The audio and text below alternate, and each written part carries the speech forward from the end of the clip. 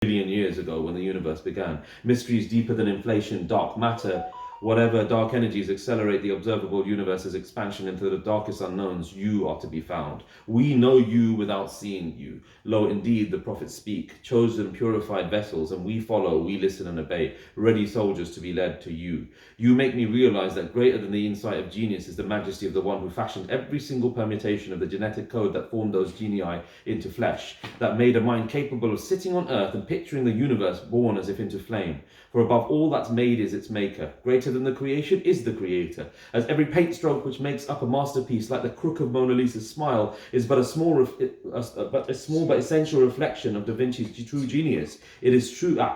Is but a small but essential reflection of Da Vinci's genius. It is true that greater than the beauty of the masterpiece is the skill of the master. Is mankind a twisted gemstone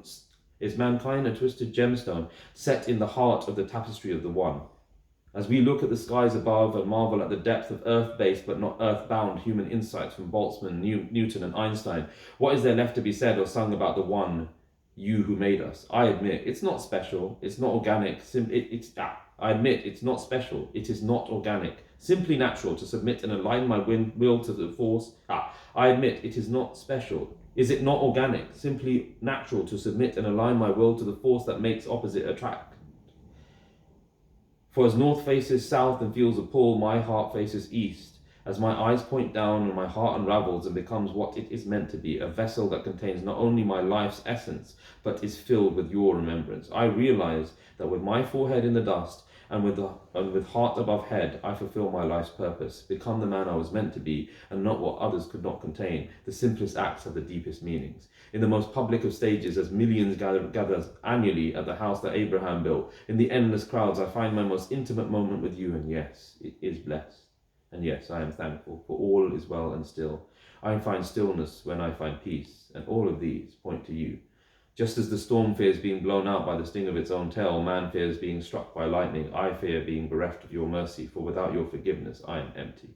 So as my soul births out of my chest, I know as surely as night follows day, that to the earth we shall all return, to stand upon a single plane upon a great day, that the day mankind stands in front of the one who made us all. Whom will the kings of the earth oppress? Yes, on that day the scales will be weighed, but with the currency not of blood or gold, but of truth. Lips shall be sealed, but hearts shall speak, finding their shackles of silence freed. You look at us, but what you hold to be strong, pure, and valuable in your esteemed estimation are not the prizes the well-wishers of the world seek. You look not at our looks, but at the content of our hearts. What we sow as actions, that which flows from our limbs, the sweetness or sourness of the harvest of our tongues. So mark my words, for I offer sincere counsel, and ask for nothing in return, save an attentive ear and an open heart.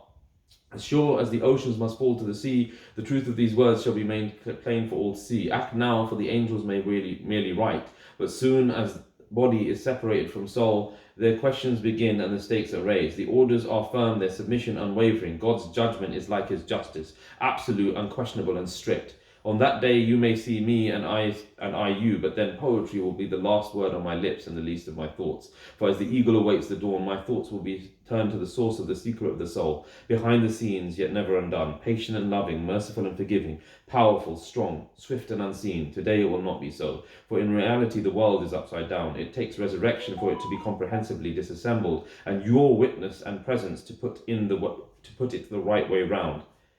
I know you love to meet those who love to meet you. Let those who come across these words witness that in the realm of men as well as the unseen, that I wrote all of these for you. So Lord, please, in return I ask, have words of gentleness and mercy for me too.